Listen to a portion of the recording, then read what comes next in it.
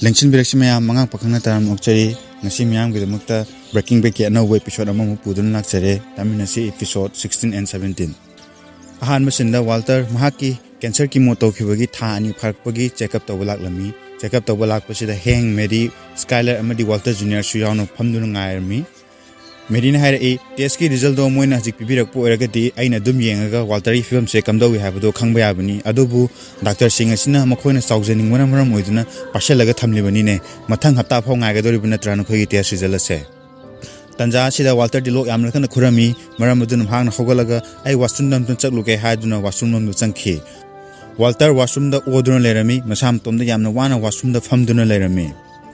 Matangisinda Walter Magi pet scan over Hokre, Tesla Matunda, Mahakma Pibri Lissali, Adu Tolapomatumda, lab technician at the higher A. I test result Secondorogay, lab technician at the higher E, I came to Kangde, I did some technician amani, Matang Haptadan Haki, Dr. Perman Lakumatumda, Dr. Ananda Fazana explained to Rokani. Adubu Walter di Mahaki test result do Paglang the Teliver, Michelle to the Taribu Mami to the Urami. Mahaki Tabak the Hana de Hena Chawamatum Lebugum Urami. Masi urubada Walter Mahaki test dugi result do Kaino haba Kanglabugum Mamai non Taduna to Mina Lake. Matangisinda Walter Saul go Unaduna Warisharami, Saul Nahai, Nangi Peshado, money laundering to Toasi. Money laundering habadi, black money say white money on top of Habani. Low to Gaduna Talapo Pashasing do, low Niaba Pashao and Badubuni, money laundering habisi. Laundering habisi, some Zambolonda, fish Sudopa Habani, Pasha Amor Pase Sudok Samtokuna, a Paba Pashao and Adubuni, money laundering had Kanari. Walter Sumana drug take Pangapo Pashasing do quite many on Tonaba, Sol Gawari Sanaduna Lerami, Sol Hire A, Walter Nangi Pashase, money laundering Tabudi, Eli Labatabani, Aduga Nanga, Nangi Nipida, Pashasiki Maramda, came to Hydro Hire with Madudi, Yamna Fartagani. Maramdi, Nahana, Ikanko than a Pashaparakumatamda, Nahaki, Pina Sweden Hanglakani, Pashasegara, the Gino have a say. Walter Nakum a hoi, I show Madugi Maramda Saptana Kangi, Adubu, Igi Nupi Amadi, Igi Imung Pashase, Pangumatam the D, I distinguish Sweden Shiragani Harami.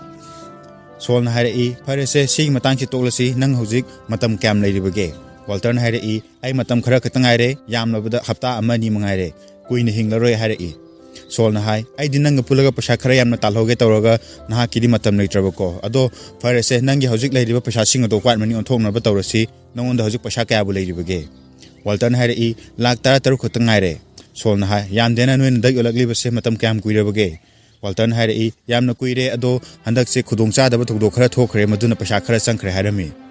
Sol Namakata, Nahaki black money sing ado, quite many on Toka Habitarabdi, Madugi Fish Karale. Nang the black money, Lupa Lakma Pirakumatamda, I know that the polishing more Pumanga Pirakani, Madu white money Ugadoribani. A Sigi Matata, I know Tabukin Bigi fee on a 17% Ama Logadoribani. Masigi Matunda, Solna Anka Karholi, Adu Hare, Nahana Pirak Liba Pashasing a say, quite many on Tokumatam the D, Lupa Lak Tarapa Padre, Lupa Lak Mapum Kamutani, Masidi, Kar, Pazaba, Amapa Lebu Konaroy. Walton High, Madu Erebadi made Krayano Sung the Bayari, Solna High, Nangaming the Krayano Sung Horo Harami. Matangis in the Skylar Amadi Walter, Pamung the Tumina Duna Lerami, Walter di Mahaki Tes Rizalado Urak Labanina, Tumbayaram de Matas Haduna, Long Hiptuna Lerami. Mahaki Nupagi Matawasi Ubada, Skyland had a Handaki Hatashi Dikra and Moko Salushira, Nahana Tieski, Rizal Adugi the Mata Kalag Matas Haribudo Nungaite, Wakaldo Kara positive web Sukalu. Masigi Matunda Walter Tap Nahare, Handaki a Imam to Unaruge, Imado a cancer Nari have a powerful Taram Kiroi. Kanana Kambono Handa Unarisina Roebu Ebusu, Skyland had a Kaino Nanga the Mana Patavang Takalise, Walter Nang say positive over Wakal Karasukalu, Nanga the Maitora with the ID Kamdoni, Yamna Tawaiwan Harami. Walter Hire I positive web wakal Kali Adobu, positive web wakal Katang Yarta Matang Sule. I know positive web wakal Kali Haduna I anabase Parakadabusunate, I know like Hidraba Matunda, Nakoina Kamdono Lehogani Habisu, Kandabia de Bamani. I know the Imago Navasapasida, Imagi property singado, Nakoi the Karikari Pigadori Buno Habudusu, Mamutan, Imago Warish Hanaba Pami. Mahaki Nupagi Matawasi, the Skylar Yamna Matwine Iram de Aduna, Mahana Tamna Hire, Walter, I did a Shana Taza in Haki Teski Rizalase, a Pava result organi Haba, Nungaiba Pow Sweden Tagan have say, I know some Sweden Taze. Matangisinda, Jesse Amadi Zen Tumina Dunalerami, Zen Hire, Ibani Sukada the Nomoko Rushidana, Jessina Hire, Kada the Salusige, Zen Hire, Georgiana or Kifko Museum Amale, Mudu the Salusi. Jessina Hangla Karama Makali Museum no, Zen Hire, Georgiana or Kif Haribinupa say, Yan a power like Amani, Maki Museum say Santa Fe of Mafama Dudale, Mudu the Korusi. Jesse hai Santa Fe hairiba mafamdudi yan lapida adubu Jane hogolo museum chalurase hairamaga mahaksu hogotuna chatkre mathangi sinda Jane breakfast semduna leiringeda Walter gi phone ama lakhi Jane su phone ado pairamde adubu Walter gi voice message ado play tawri Walter hairi Jesse nang kaida lebage phone amta pairo Walter gi khonjala sitabada Jesse Jane thoroktuna phone pai aduga mahaki kada pusinduna wari sanakhi Jesse hai nakaidorabage Walter hairi nangi phone pai dadi kadorabage Jesse hai ai thaba khara chille adunani Walter hai ho yare se toklo nangi koi balang bodo matam khara lepo ibani met sungdaba yare roi aduna che kolom ama pairo nang legedaba pot myam lere mashi lere gala o Jesse hai nangi pot to nang adum lejaro ai thabak lei Walter hai nangi ganja thakpa amadi tummado madu thabak kokde Jesse ne khumna ai Santa Fe da koi basalu doini mpham madu da museum hajaba ma lei hai museum do yenglu doribani Walter na ingang na haire kari ba nangna bu museum yengmu sattoba Jesse haire aina taw thabak khudimak nong da haibagi mathau ta de nangi su nangi na thau taw ai su ai gi thau taw duna lege Walter haire nang aina haire se muna taw mathangi lepa pupa numit phawba mari ni chupna met sungadori bani Jesse haire kari maram gino met sungdosina Walter hai taw daba yadaba ama leire madugini akhona nahamu khuralakpa mithail emindo matam kuina thamlakpadagi chemical adugi mayak khandare aduna nahakna mithail emin gi drum ama amu khuranba pamdrabadi handak lakliba numit mari ni se leptana met sungdo ulusi Jesse di huran ma chatsi haibasi tabada sormapi honkhre tande mande tawduna manakta leramba che kolom paiduna Walter haira ko poche singado lairunaba isanba hokre asomdana Walter amadi Skylar airport ta lerami Walter mama unaba chat khidawre haiduna Skylar na thilaklibani Walter hairami nang emergency leresu engolda call adum toru ai yam thun halakani da hairamaga mahak airport munungda changkhre Skylar su mahaki car thoduna mayumda hankhre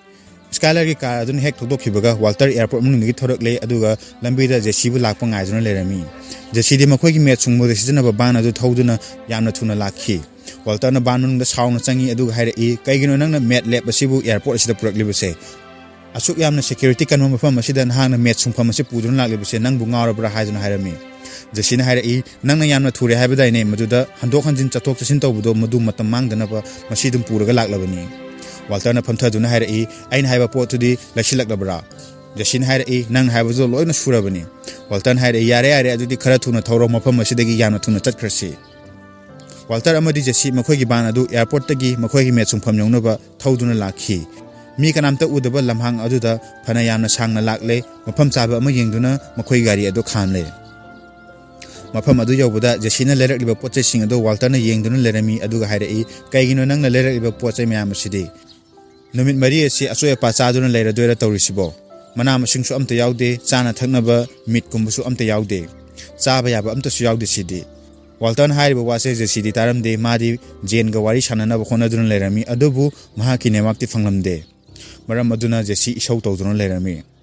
Jesse na Walter da hai nangi do nemak phangbra Walter na hai khara di phangi hairi Jesse na hai adudi ai call amta tawge Walter na yade hairami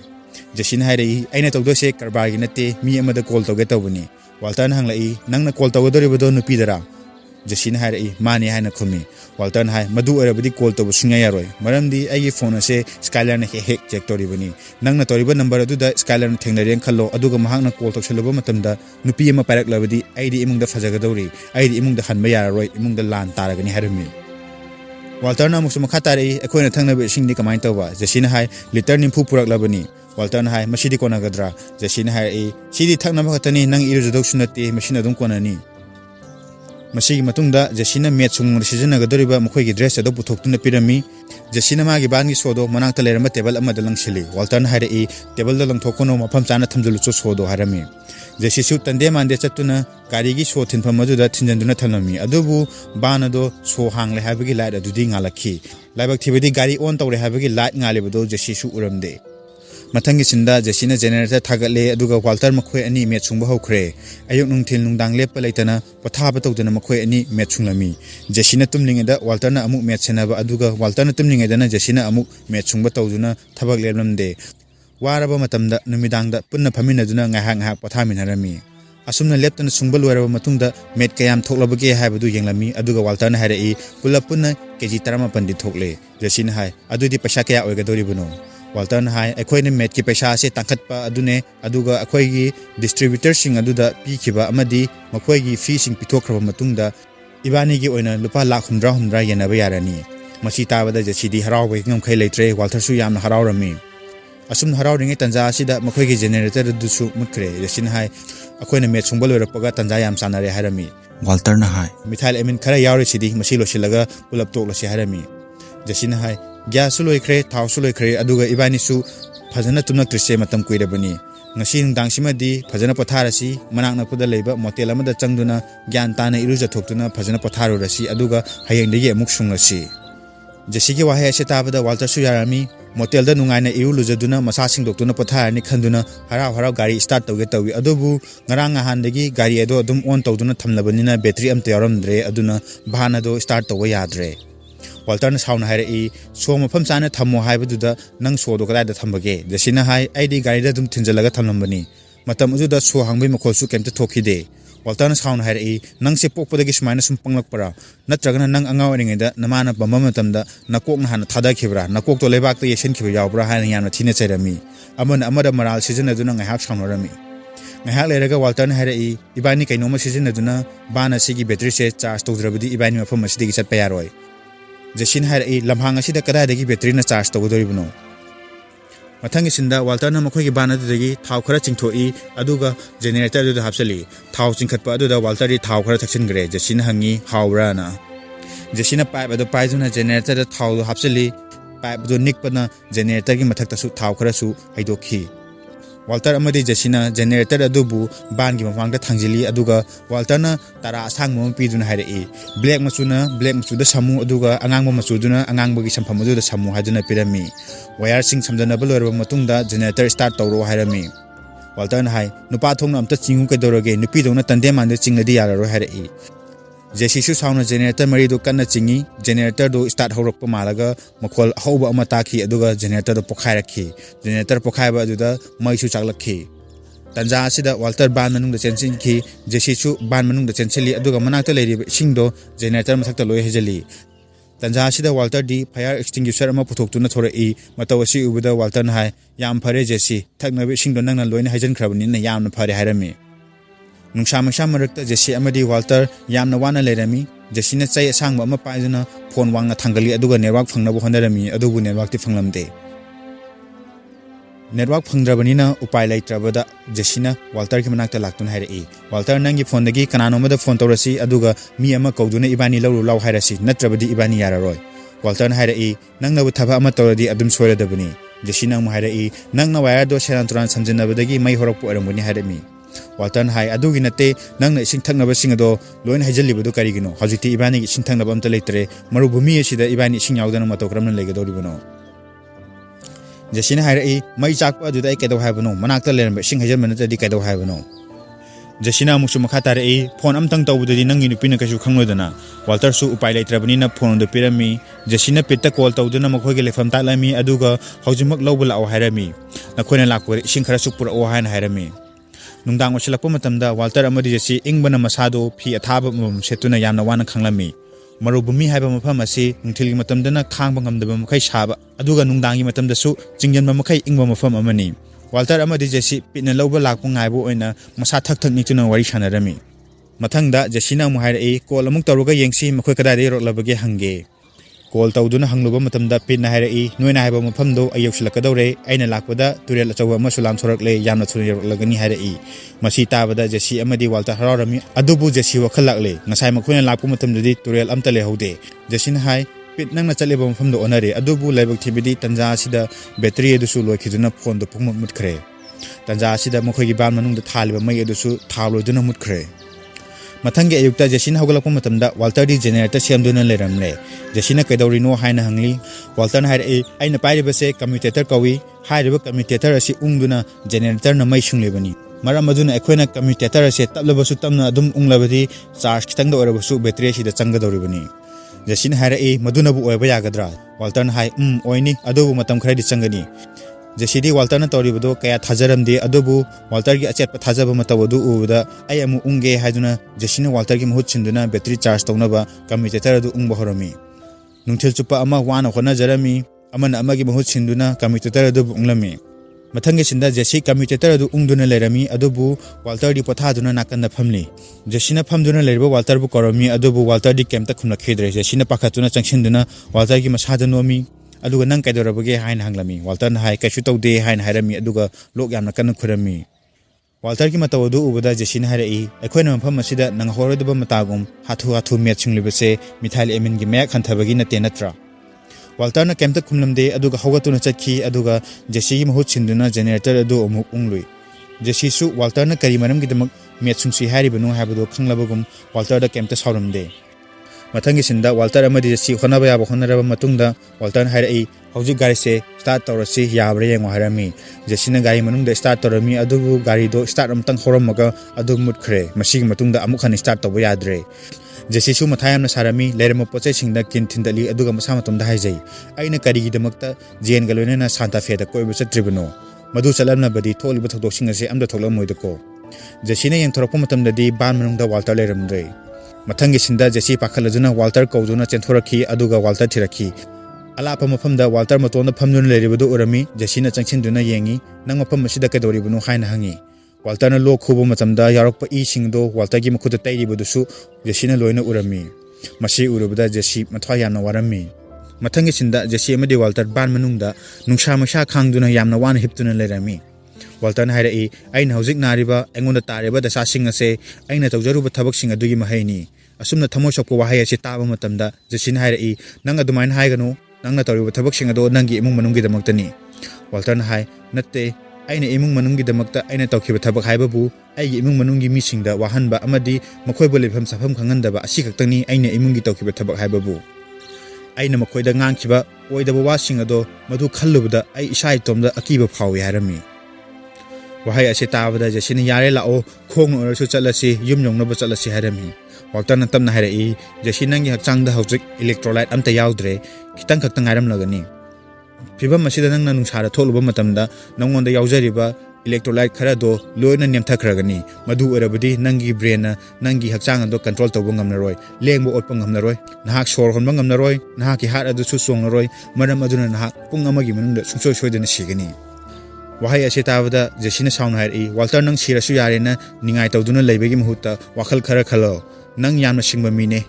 Walter nang se hawai maru amadagi faw hu sungba ngamba mine adu wakhal lereba nangna wakhal thoktaba magumna matha sajuna phamleba karigino Jesse na makha tarai akhoigi inakta laboratory chemical pik thalaba amasu lere masi mayam asidagi kari sizinaba yabage haibadu yengo rocket sagera robot sagera battery ama sagera nangna thokpa ama saro aduga mafam asidagi thadoktuna chakhinaba amtadi wakhal khalu kadorobage haina hairame Jesse gi wa se tarba matungda Walter su wakhal ama lakli mahakna khilbam madagi hogalai masi ubada Jesse su khangli Walter gi magokta plan ama leire habase maram aduna Jesse na hangi karino nangna khalibadu haira o tawrose hairami Walter na harai nangonda paisa kaya yauribage chandi yaubra hanglami Jesse na hai aigi chandi mayam lei Walter na hai chandi mayam do khumjiluro aduga screwdriver nut yona saba pot amadi steel na saba pochai sing ado loina khumjalaklo adubu nahana khumjalakliba pochai sing adugi muthakta jingna kot tawbudi oigadabani jingna kot tawba pot pu oirabadi loina puraklo yare hairame Walter na mu makha tarai nangna thabak toringe matamda gari gi mamangda yauriba disc plate aduda yauriba brake ki pad adu su lokthokuna purao Jesse di ingaw ngaw na hanglai kaino khona sadose Walter na hai nang hai khibaduni ne khona sadose Jesse na hai robot lo sadose Walter na hai nateda battery anoba ma sase Walter su battery anoba ma sana na ba sem saba hokre mathangi sinda Walter na battery saba hokre Jesse na manakti leptun hai nang na sare ba se battery mandeda sumaina toba battery ampau udeda Walter na sponge khara iron steel matek khara jingna ko toba singado punsile aduga brake pad tagi lokthorokpa graphite sing adu su sizinaduna icham chamba battery ama sarami mahakna battery saba matamda Jesse da battery adugi working principle loina takpirami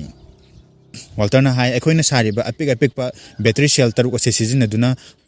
ban gi battery ase charge toba yabra yenglasi muthangi sinda battery macha mayam ado mafam chana thamle aduga ningthi jana wire samnaba matungda ban gi battery aduga samjinaduna charge tawna ba sem sakre mathangi sinda ban manungda Jesse na ban gi sodo Walter da pirami Walter na so hangduna ban start tawi adobu yadre makhol kemda thoktre hanjin honaraba matungda su kemta upai leramdre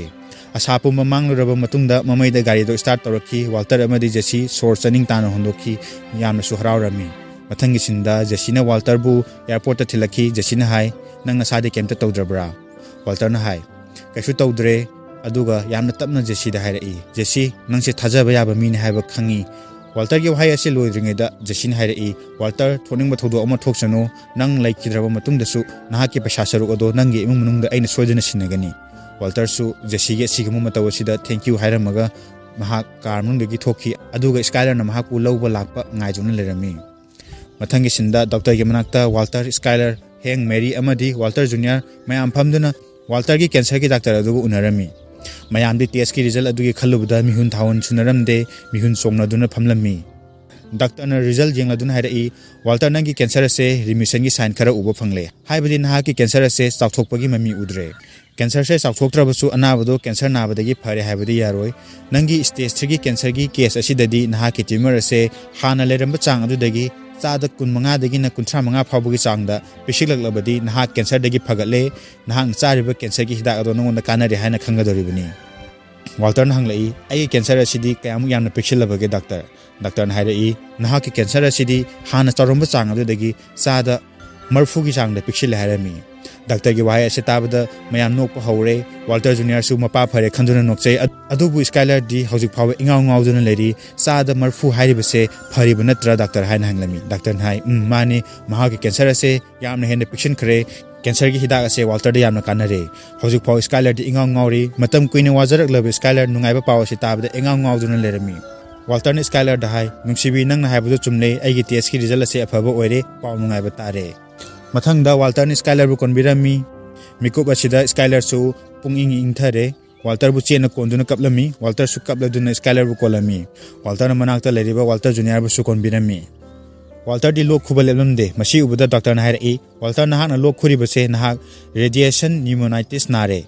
haibadi na hana chemo tokhiba matamda akan bahidak mayam sizina khiba amadi radiation thajan khiba mayam aduna na ki lungs ki tissue asida asokpa khara thokpagini masigi matungna doctor na Walter gi test ki result adu ulei aduga hairei masida leiriba matum ase naha ki radiation na sohan basaruk sing aduni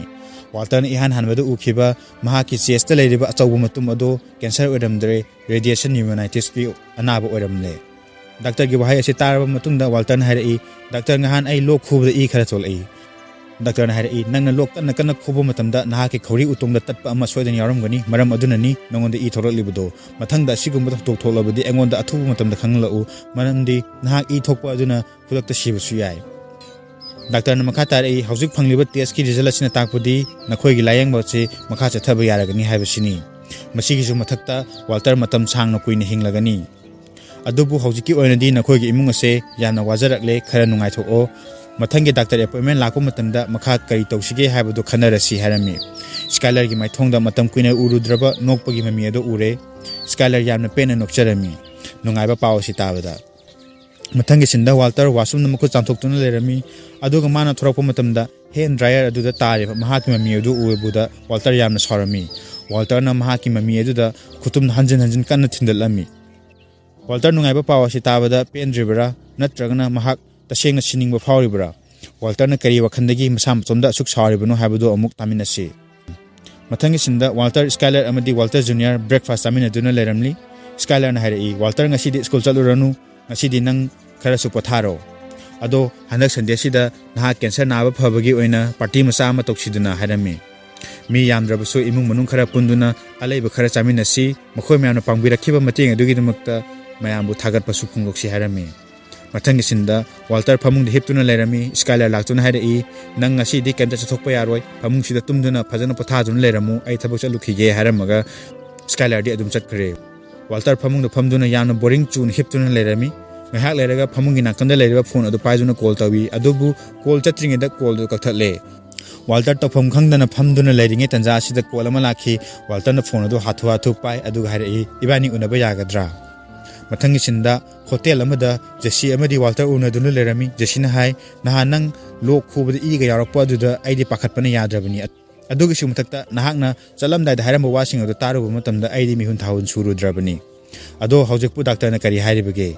Walter na hai ai hojik radiation pneumonitis nare Jesse gi pakhatpa matawadu ubada Walter na hairei masidi yamna luba laina natte cancer nabagi side effect ni hida khara charaga adum phakhini khwaidagi maru eba paudi ai hojik kaisu tawdre asini Jesse na hai nang cancer naba pharaba natro Walter Walter haire pura cure to wudinate cancer se khara pixel haire Jesse haire kayam namna pixel ibno Walter ai cancer se chadamar phugi changda pixel Pao sitabada Jesse harau bukingam khaile khidre Jesse haire nangi cancer stage aduga hairu rabadi ai nang se pharapang ngamna roi haina khalu rabani Walter nang di haji harau bono loram lagani Walter haire yamna harawi haire adubu mahaki maithong di ipen pen bagi memita de Jesse haire Walter hauji ibani kai thabak tawsige aduga Jesse haire aidi ikabu kawini nangi paisa sarukni haiduna mahana purakpa bag adu lokthokuna Walter da pirami Walter na tamna haire ibani hauji matam kharadi checksinan lekhisi akhoi leiriba metsing ase hana pulub jong thopolo silasi madudagi phanglapa paisa khara aduna pairaga losilasi aigidi taliba paisa khara asina losilagi haina khalle masigi mutungda amukhana thabak ase tawraroige wahai ase tabada Jesse kemta khumnamde Walter da jengduna lerami aduga Walter su wa makha taramde Jesse su mahangna metsuning labasu Walter da amukhana metsungsi haina haubangam namde Mathangi sinda Walter naba phabagi mayam party tawduna lerami imung manungi mi suna tilamle saga nate amadi maru opang singasu mpham aduda tilami party marak thatune skylar na haira ai mayam na kai mpham amtang thamjage Walter na naringe matamda mayam na pangbikhiba mateng amadi mayam na tawbikhiba support adugi dimakta mayam bu thagaba phongok sari hawkhiba tha ama ni asida yamna waki adubu Walter na awawa ka thingaduna cancer mayak nakhi adubu ngasidi mayam gi matengdagi khara phabangam jare masigi dimakta mayam bu hanna hanna thagachari harami Gretchen amadi Elliot party asidi yawbangam dre adubu makhoi ani di Walter ibani gi heroni maramdi makhoi ani na pukchel chauna Walter gi laina asigi layangbo matamda paisa ayama puthokpirami maram aduna makhoi ani bu hanjin hanjin thagachari hain hairami adubu Walter di khodau sauningle masana siba machet hingba machet khaktuna wana tanjakhiba paisa adudagi layangjabani adubu credit ti mi topada pikhre mayamna mu Walter da haira Walter nangsu wa khara haira o Walter na haira ai ni hanan cancer nare haba pau taba matamda isai tomda khanjakhi karigi damakta cancer nare banu haina adubu aina naba phari habagi pau si taba matamda su karigi damakta naba phan biri banu haidunu khanki wahaya si tabada party du tileba miyam sing ado sakham hongjeli ingangna Walter da yengnarami mathangi sinda heng Walter amadi Walter Junior phamduna wari sanaduna lerami hengna El Paso da thengnarakpa thodok sing adugi wari lerami Walter Junior di thawai yamna yawna tarami Walter manakta leriba yu lili du paiduna yu hairami aduga mahangna yu haiba matamda heng ki so hairami Walter gi so hairami aduga Walter Junior gi glass du da su yu khara hairami masi ubada heng na hairi Walter Junior noi madi uhanganu ko Walter na su thakchilo haina ingitarami Walter Junior su mapunsi gi han boina yu thalami mapunsi gi han boina yu thakpa matawadu ubada hengti mathwai tana nokcharami Walter na amusu Walter Junior gi yu hairi masida heng na hairi kaino tawribadubo Walter Junior na heng ta yengi matawasi ubada Walter na sound hairi kaigino na hakna mangonda yenglibado ai naba phabagi nungaya phungdokpani maram aduna aina thawa haibadi thao Walter Junior su thakchili amuksu Walter Junior na yu haige tarami adubu handakti heng na glass adugi mathakta makhut thamjali adubu Walter na mamit khani yengduna heng kim khutta yu haijali heng na losilasi yare haramaga yu li adu paiduna chakhi Walter na sound na leptuna lawrai yu bottle adu pura o heng na hairi yare nang hemen krenga si di lepasi Walter na amsu sound hairi aigi isada yu pithakpani aigi yumni aigi yuni maram aduna yu li da yam thuna pura o heng na tapna Walter gi manakta singsin hairi yare se tolasi ngasidi yan hemen kre mi su myam tilli Walter na mami khani yengduna leri aduga yu li da pirammu hairi tanja sida skyla tholaptun hairi kaidona ba yarabage asomdana Walter Junior di yu ngawduna oba horakre makhoi gi pul adu da loin osan kre Skylar na Walter Junior gi manakta chenchinduna machabu senarami Walter di ningai dana phamduna lerami aduga yu thaktuna lerki mathanga sinda Jesse breakfast semduna lerami tanja asida jen laktun hairi wah kaino tawi bududi Jesse na hairi aidi nang hawgatringe da breakfast sembalo silaga nangna phamungda leringe da breakfast ase pusilake torambani aduga na khan hawalakle dana jen hairi adu ai amuk changkhrage phamungda ngaiduna leramage Jesse na haiba haitaba breakfast semlibudu ubuda jen hairi ai sumateng pangbigese Jesse na hairi yarida kemda tobiranu nang adum phajana pothaduna lejaro jen hairi nahangna breakfast semo aina coffee sem lagi harami breakfast sembalo rega makhoi ani breakfast aminei jen hanglai nang ngasi di thabak chatoira Jesse na hairi ngasi di thabak chaloroida thabak amta leitre ngasi numit chupa ama nanga dum tuminatuna lerega dabani harami asomdana Walter phamungda matha sana phamnamni aduga manakta lerama phone paidona Skylar da call tawi Skylar su call pairakte Walter na voice message ama tharami Walter na hai nang hore halaglaga wari amtang phajana sana se ngarang gido ai kaino khangdre baba maita tadre ingaw ngaw bugum tawre nang sound ko ado hore ni wari phajana sana se ba hairami Walter emung da thabak tawfam leitabagi makhoigi emungi ayadaba sink amadi pipe sing ado semba hokre oirami fibam sing ado ubuda Walter matha sarami mathangi sinda Skylar Walter gi voice message ta dunu lerami tanja asida te laktuna hairei kanana purokpa achaponu sidi Skylar hai ngarang se Walter gi celebration masa ama tawi madudagi purokpa achaponi tena hai ngarang Walter gi birthday ra Skylar hairei birthday nate Walter se hana cancer narure maram duna maha kitang phagalakpagi party tawbani tena hairei fareda maha ku khara phagalabadi mathangi sinda Walter makhoigi imung manungi ayada pochai sing adu lainaba amadi pipe ahan ba leiba lakhi dukan mabu duna hai masidigi hena pot phaba myam leiri nahang na pamu du khalu dukan mabu duna hairei nahang na pot phaba loge hairabadi mamal di khara yamani ko Walter hai pasagi di kemta khalunu hairami mathangi sinda Walter na mahak leigeda pochai sing adu leiba loire aduga pasha pinanaba counter da pasha masing thirami adubu mahang na pasha masing thidingi mitamda pasha marak adu da e teba pasha su myam yawrakhi Walter na hathu e teba pasha sing adu losili mathangi sinda Jesse ga Jen ga phamina duna wari sanarami Jesse na angang oringi de yekhiba drawing sing ado yengduna wari sanarami tanja sida Jen gi thong thinbagi makol ma tarakhi Jen na kananu yengluge haiduna hogotuna chatki aduga muk hathu changlatuna hairei ai chatlamge hairamaga mahak ma phimron sesinduna mayum maninglamdagi phauduna mahak imungda changki Jesse na Jen kananu hangbo phabo khumbiramdaba mukhai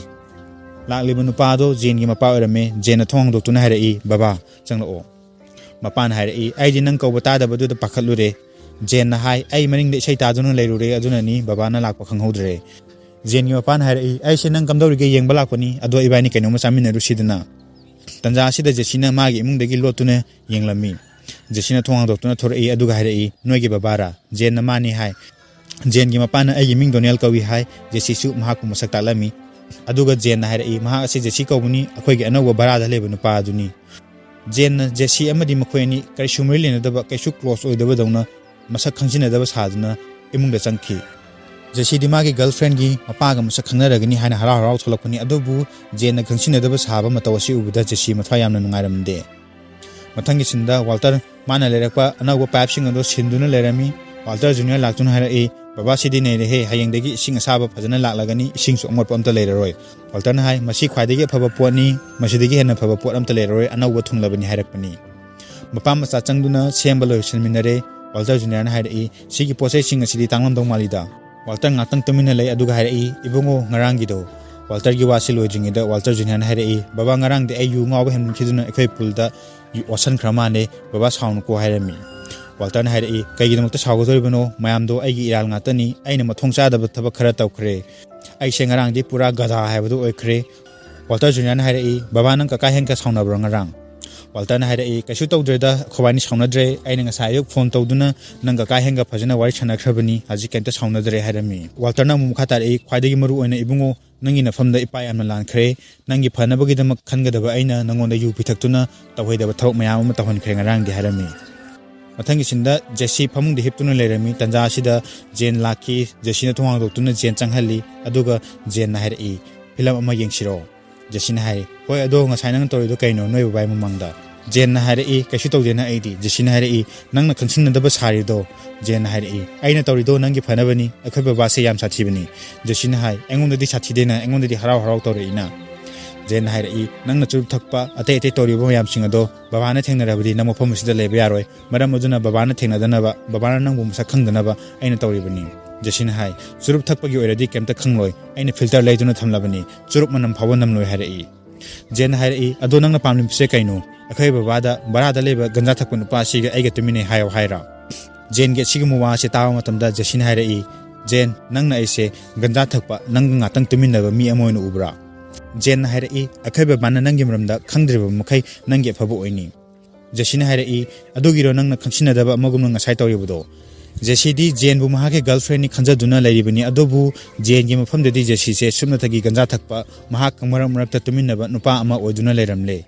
mathangi sinda Walter supermarket ta pochai leiduna lairami mayum gi floor hariba singado matam kuini sing tungduna lairakpagi loina patle madugi upak singado sintoknaba upak mayam leiduna lairami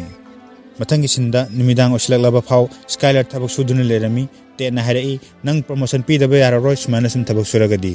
Skylar harai account se khara chenari athopa account gi book to amta yenge te na harai madugi account book adudi akhoi bana hinglinge matamda mahangna suramani mahangna kadai thamgrabagi habadu ai khangde madu thiba matamda matam khara changa dawri harami Adobu Skylar no Taduna Captain Ladibudu Ubuda, Tiana Harai, Nankadorabagi, Skylar Harai, I pregnant Obe Honobini, Kashito de Harami. Ted Skylar Buhutuna Chapangamdre, Maramodun Skylar Manata Chanchin Hanglai, Kado Yarabagi Nambo. Skylar Nakabla Dunahari, Hanagi Fum the Gikarishu Homba Latre, Idi Karapagadra Kalubani Adobu, Hanagi Hamu Hamu Uduna Lere. Skylar and Hairi say Walter Momoto Dubuni. Tetsu Skylar Matawashida, Mahakipun Togapoina, Mahakipun Shida, Tokiba, Awaba, Nungaita Warika Liduna Lerami, Aduga, Skylar the Tem Dunahari, Nahana Tomdanate, Awaba Teneribu say, Mu Kudimak, Awaba Teneribani, Maramaduna, Pony Hantavatogonu Haiduna Harami. Assume Skylar would him Ningamatum that Tena, Skylar Mukuta Passion Key, Skylar Sukaptuna, Tet Kiwari Dotaram, Aduga Mahaki Nungaita do Tet Lerami. Tena Pashilak Liba Makurado Tado E, Aduga, Skylar Manakta Leramba Tishu Amada, Pazuna Mapita to E, Masi Matunda Skylarna, Mahaki Makurado, Tet the Passion Key. Tetsu, Masana Yare Matago Mukur and Sanguna, Skylar Yamkut Pirami, Aduga, Skylar the Nalame. Matangisinda, Skylar Amadi Walter Junior breakfast Saduna Lerami, Walter the Emung the Kakeno Kara Semli, Table the Leriba, Chana, possessing a Dudagi, Ham Sanim Kara Paiduna, Sarami, Skylar Harai, Nangashizu Tabaksatura, Walter Hai, quick Emung the Leriba, possessing a Seloina Pat Pum Lerame, Mazuna Aitapusapang no Hermaga, Mahaki Shapam Topa Amushemba Hokre, Hanigi Matagum, Walter Emunda, Warish Hanakidre, Magi Magi Topole never Amukokre, Mama Pagi Matoshi with the Walter Junior D. Ingangatuna Yanglami. Matangi Sinda, Jesse Hard Kari, Matam Quina, Season Rudraba met season Adun Lerami, Tanza Sida, Magi Tomakada City, Minsin Laki, the Shinnet City, the Totun Yang Humatam, the City, do the Pima Yektuna Lerami, Aduga, Lan Lahazaba Waikara Iduna Lerami, Masi, with the Jesse, Momonokse. Matangi Sinda, Skylar Magi Officer, Account Suduna Lerami, Yamasumatas Harami, Asomdana Walter, Magi Shampam Top of Sora do Shamdun Lerami. Matangi Sinda Walter supermarket poche level laki mana poche leding da nupa amana poche lediba singadu ubuda Walter maning handuna poche singadu munna yengduna lerami Walter nupa du munna yengduna hairi nahakna lediba poche singase onare nupa jun hairi kaino nang hairibido Walter na hairi nahakna lediba mekhet pusingadu onare nahakna lediba mekhet pusingadu gi matonda red phosphorus yaudabani nahakna lediba se onare aduga mafam amatadagi poching ase pulab leganu nahakna pot lege harabasu mafam amadagi tongan ba poche sing layu dukan mamamdagi kitang layu nahakna mafam amadagi pulab leirabidi mi singna chingnabe hengani nang aina haribase gyandi tariko harami Walter ge wahaya sitabada nupa do pakhaladuna mahakna lege haina khandolama poche sing ado hundolamaga chenki Walter su noktuna yengle hawi nupa aduna leiriba poche sing ado met sungmuda sijenagadaba chemical ngatani maram madunani Walter hek ubuda khanglibase makhoi de kaya haitabani poche sing ado phajana masak khangde maram adunani Walter na lale haidun haribado Matangi Sinda Walter Pasapi never counter the leptuna lerami adubu kari wakal kalurabunu khangde Walter mana lege hajuna payak possessing adu thamlame aduga mahak mapan thokhi supermarket ki parking adu the leptuna Walter na ngasai ki poche leramu nupa sing adu koti thirami nupa adu car room de leba urami athopu nupa amaga wari sanaduna lerami masi ubuda Walter nupa adu gi manakta thongna phana masong phanduna changsilli Asomdana Nupani Duna Walter Ubumatamda, Walter Gawari Shanaruge Hajuna Makweni su Muktuna Tolaki, Nupani Duna Walter Gimanak Silakle, Aduga, Walter Gimamang the Leplami. Walter Namong had an lepton laki, Aduga, Mamit Khani Yingduna Hare, Aigi territory da Henzelakano. Walter Gimatawashi Ubuda Nupani do, Maning Hali, Makoyi car, the Todun Kre. Masigi Matanga, Walter Amu, Kaitoropogi Habdo, Matang episode Mutaminarsi, Nasigi, Matanga Shuadalo Shinzare, a quick episode of Sikamda we have to Kanganbira. Like, comment, amadi, subscribe to twbirmmu. Wari ase lebo pau tabi bagi damakta mayambu amukhana thagatsari. Mathang hapta dasu wari taba soidana lakpiyu.